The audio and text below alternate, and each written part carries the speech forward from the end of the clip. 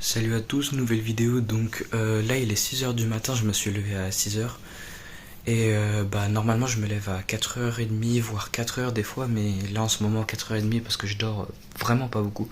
En fait genre vraiment j'arrivais pas à me lever de mon lit au moment où mon réveil il a sonné.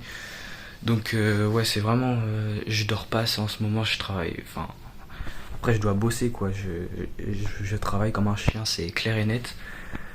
J'ai des objectifs à atteindre mais je dors pas assez, du coup bah là ce matin j'ai pas pu bosser, j'ai pu rien faire, là je viens juste de me lever.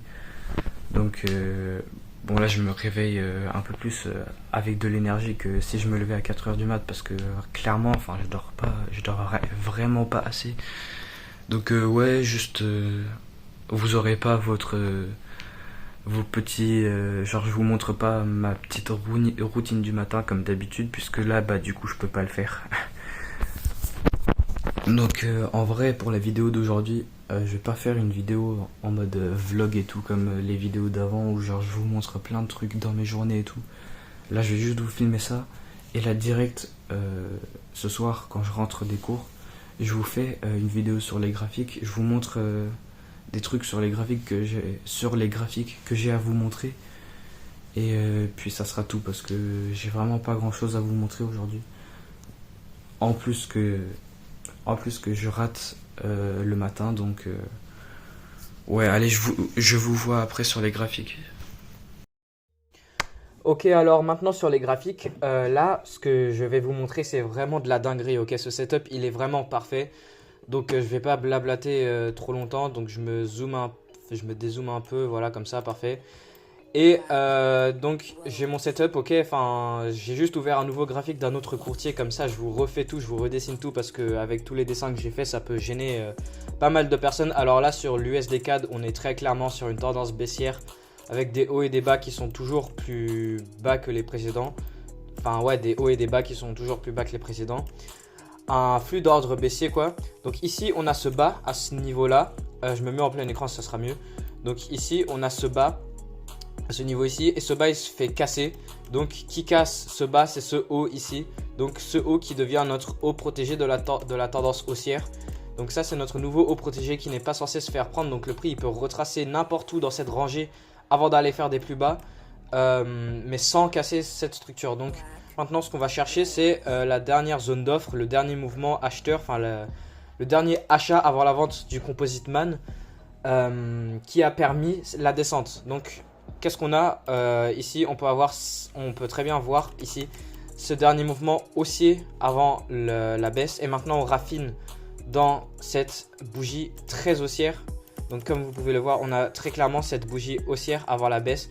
Donc ça c'est notre zone d'offre, et c'est là notre point d'entrée, là où on va chercher notre vente pour du coup potentiellement aller faire des plus bas et créer une nouvelle cassure de structure du nouveau bas faible qui est ici.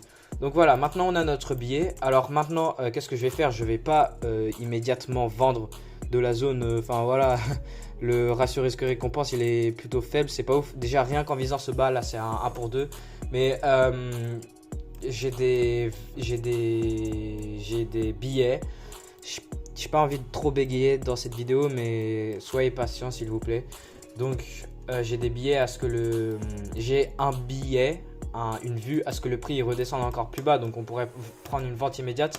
Mais là je vais vous montrer vraiment une dinguerie. Donc là on a notre zone de demande, mais elle est très très très grosse. Donc ce que je vais faire, c'est que je vais la raffiner. Comment est-ce que je l'ai raffiné? Alors je sais même plus moi-même comment est-ce que je l'ai raffiné. Je repars juste derrière sur les intervalles de temps plus petites. Donc ici, qu'est-ce qu'on... Ouais voilà, ok. C'est comme ça. Alors comment est-ce que je l'ai trouvé? Donc on a ce dernier mouvement acheteur avant la vente, ok. Tout ce qui est là-dedans c'est mitigé, et notre dernier achat avant la vente, c'est vraiment cette mèche acheteuse avant la vente qui casse la structure du bas qui est là. Donc ce bas qui est protégé, puisque ce bas il crée la cassure de structure de ce haut qui est faible, vu que là on est sur cette tendance haussière.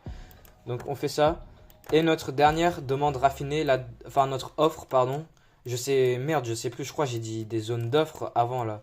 Bon peu importe, je me suis corrigé. Donc je me mélange un peu entre les deux. Donc on a notre zone raffinée qui est là-dedans. Ok, super. Elle a l'air insignifiante, mais raffinée, c'est ça. Maintenant, on prend Fibonacci, mon retracement. Merde. Oups. Je repars sur le graphique sur lequel on était là. Ok, Wanda, pardon. Du coup, ça, c'est les dessins que j'avais sur mon graphique sur FXCM, du coup, le courtier FXCM. Là, je prends Fibonacci du haut de la rangée, faire le bas de la rangée. Parfait. J'enlève le 70.5. Ok, et là, qu'est-ce qu'on a? Et parfait, mon retracement optimal. Donc, mon point d'entrée optimal pour un retracement, ça sera toujours le retracement 88.6 et 79. Et qu'est-ce qu'on peut voir? C'est ce mouvement acheteur avant la vente que j'ai raffiné sur les intervalles de temps plus petites se présente très correctement entre ces deux niveaux de retracement. Donc voilà, et là on vient dedans, on mitige, et là qu'est-ce que je fais? Je cherche ma confirmation. Alors ma confirmation c'est quoi? Moi je confirme avec Wyckoff. Donc là on peut très bien voir toute cette grosse hésitation là qu'on vient faire afin de se mettre à descendre un peu. Donc je vais me mettre sur les 15 minutes et je vais vous montrer le Wyckoff qui se passe ici. Donc là, le Wyckoff qui se passe ici, vraiment, il est absolument, mais juste, il est parfait. Donc ici, qu'est-ce qu'on a? On crée cette jolie résistance ici, là, juste avant ma zone. Donc ma zone, elle est là.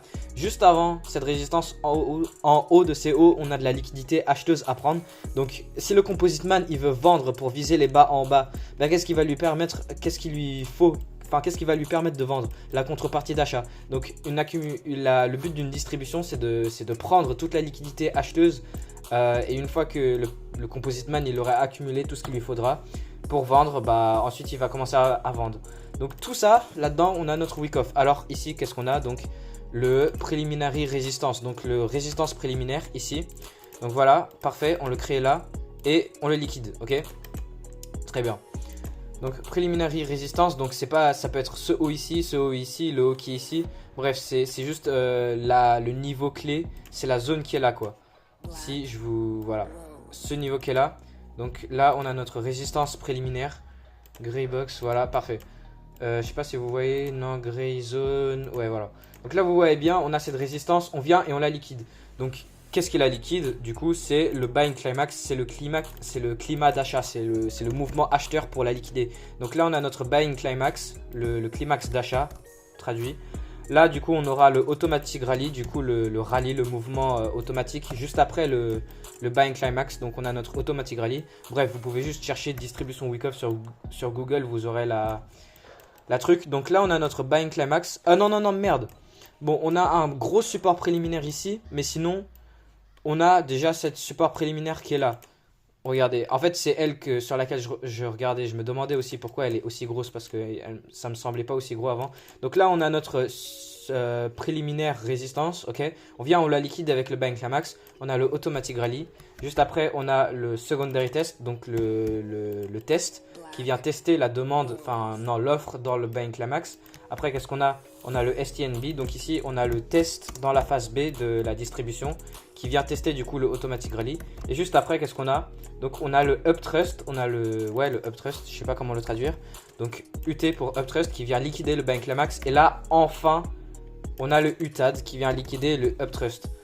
Donc là qu'est-ce qu'on veut faire? On veut chercher notre confirmation, ok. Donc qu'est-ce qui liquide? Qui liquide le uptrust? Qui casse le uptrust? Ok, c'est ce bas qui est là. Donc ça c'est le bas qui a créé la cassure de structure du uptrust. Et là on vient casser le bas. Donc là on a cette cassure de structure. Donc ce shift on a ce shift.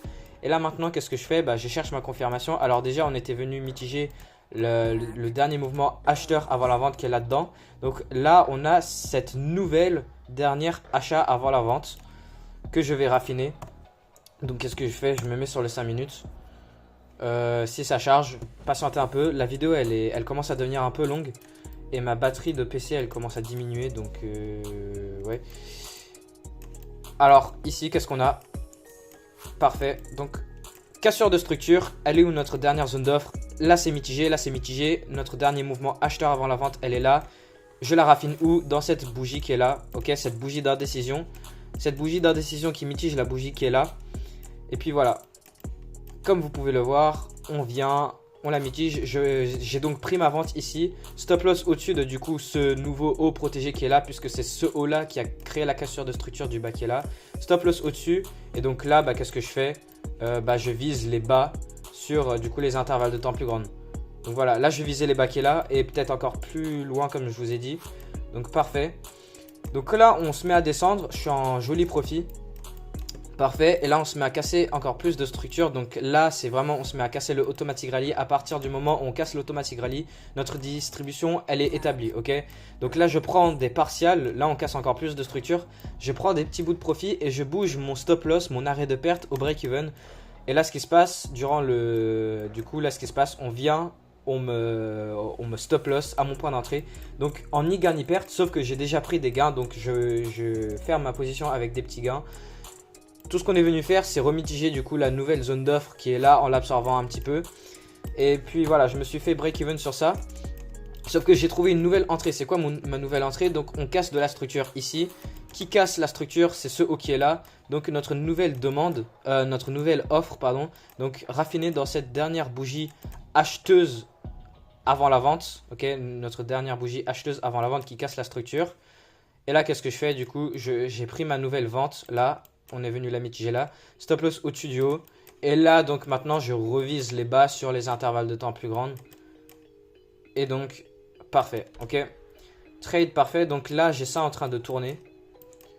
Et puis, la réalité, vraiment, si je me fais stop loss, j'en ai strictement rien à foutre. Déjà, rien que ça là. Rien que ça, sans compter tout le billet que je vous ai expliqué juste avant. Rien que ça c'est un bon setup. Rien que ça c'est un setup logique. Casseur de structure qui la casse, le dernier mouvement acheteur avant la vente. Avec les positions en négatif à venir fermer afin d'aller faire des plus bas. Puisque là, du coup, on est sur une tendance baissière. Donc voilà, rien que ça, on a notre setup. Mais en plus de ça, c'est notre distribution week-off qui est venue mitiger la zone d'offre qui est là-dedans. Ok. Donc là, on vient, on l'absorbe un peu. Du coup, l'UTAD qui l'absorbe, normal, logique. Parce qu'un UTAD, c'est ça le rôle de l'UTAD. Et là, on descend. Donc voilà, et là, mon but, c'est juste d'emmener le prix sur les bas sur le 1 heure. Ok, les bas qui sont en bas là. Donc voilà, c'est ça, vraiment trade absolument excellent. Stop loss ou pas, je m'en bats les couilles, le trade il est parfait, ça m'arrive très rarement un trade comme ça. Et en plus de ça, j'ai d'autres confluences, comme par exemple des trendlines, même si on trade pas trop la technique retail, on a les trendlines. Donc là, qu'est-ce qu'on avait? Donc je vais pas vous expliquer où est-ce que j'ai appris à tracer des trendlines correctement comme ça, parce que sur YouTube, il y a vraiment que de la merde pour tracer les trendlines. Mais ça, c'est la bonne manière de tracer les trendlines. Et là, ce qui se passe, donc on a ce point-là. Et là, qu'est-ce qu'il vient faire? Le UTAD de cette distribution, elle vient à la trendline et on rejette la trendline. Donc là, on rejette encore la trendline. Donc là, parfait. Et qu'est-ce qu'on a ici? On a cette nouvelle trendline qui est là, en bas là. Voilà. Pourquoi elle est blanchelle et l'autre elle est turquoise? Bon, on s'en fout. Et là, qu'est-ce qu'on était venu dans quoi là? On vient dans une zone de compression. On casse où la zone de compression? On la casse vers le bas. Donc là, déjà rien qu'avec la vue du marché de retail, là on peut vendre. Ok, la vue du marché, si on tradait les trendlines, là on pourrait vendre sur du coup la cassure de la trendline, stop loss au haut protégé, et puis voilà, viser les bas. Donc voilà, on n'aurait pu rien faire ça. Et en plus, si je sors Ichimoku, enfin le nuage d'Ichimoku, on casse le nuage d'Ichimoku, enfin bref. On a plein de confluences, donc voilà, regardez la gueule du truc. On baise la zone de compression vers le bas, on sort de la zone de compression vers le bas des deux trendlines. Et puis après, il y a toute la logique de point de vue smart money que je vous ai expliqué. Donc là, on est en train de remonter un peu. Enfin, je sais pas ce que le prix est en train de foutre très clairement. Je sais pas ce qu'il fait. Juste descends, s'il te plaît, le composite man. Là, tout ce qu'il a à faire, c'est vendre. Je sais pas ce qu'il est en train de faire. Mais donc, ouais. Je vais finir la vidéo là. Puis, ouais, super, j'ai fini. Rejoignez le serveur Discord AstralFX, enfin notre serveur Discord, la meilleure communauté de trading, très actif. On poste nos analyses, on partage nos trades, on s'entraide entre nous. Ouais, on s'entraide quoi. Parce que j'ai dit entraide et trade, c'est trade. Du coup, j'ai compris entraide et entraide. Oh ouais, on s'en fout. Donc, ouais, rejoignez le serveur et puis, allez, je vous dis salut pour la prochaine vidéo et allez, ciao.